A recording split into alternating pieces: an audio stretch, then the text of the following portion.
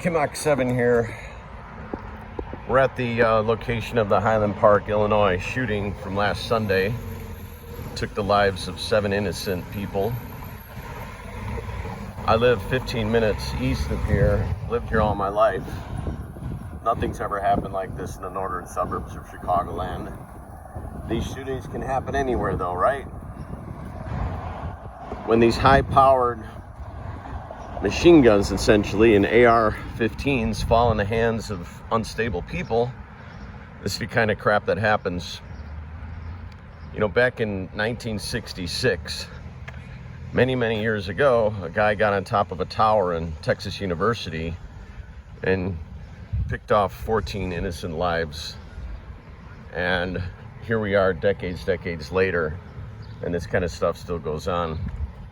You know, the United States is one of the few places in the world where many people have guns.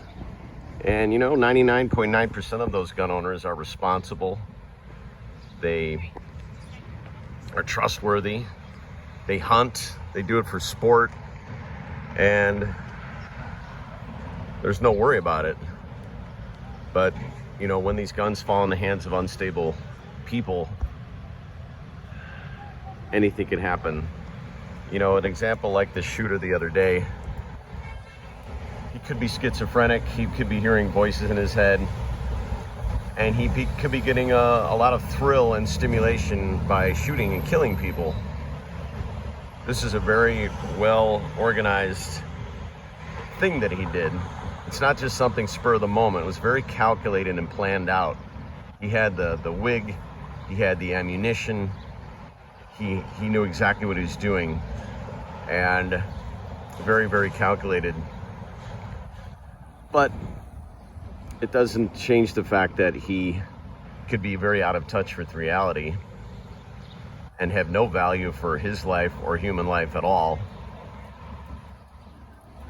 It's just really unfortunate. And these things are always going to continue in the United States. If guns, high magazine powered rifle guns are readily available. I don't know how you change it. Everyone asks why and how and what can be done differently. Well, you're not going to change mental illness. There's always going to be mental illness. So what can you control? What can you change?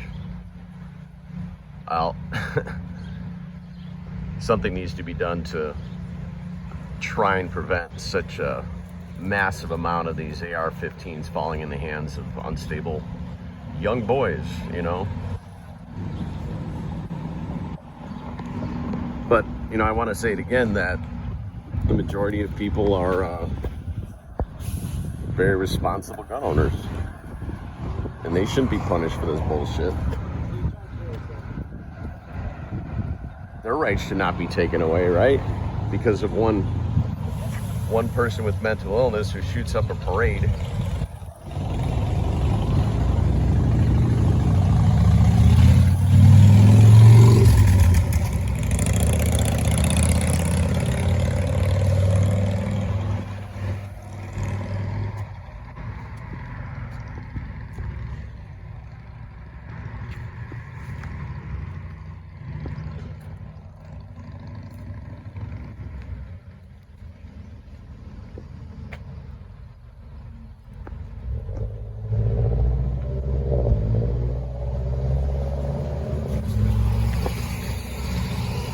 You know, a couple other things I'll say here.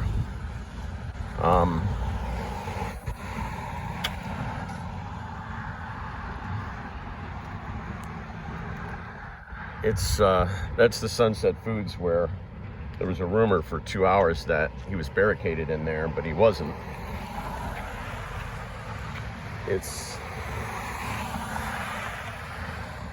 Yeah, that's all I have to say. I get, yeah, the last thing I wanted to say was that I think if people always say, well, what can we do differently?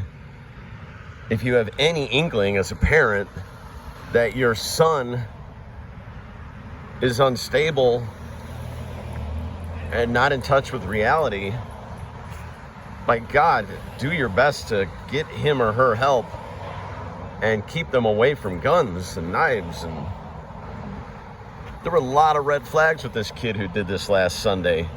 And nobody picked up on all those red flags. He was suicidal. He collected knives. He had multiple guns. He listened to music that was very violent. He had violent videos on the internet depicting mass killings and mass shootings. Like, nobody did anything.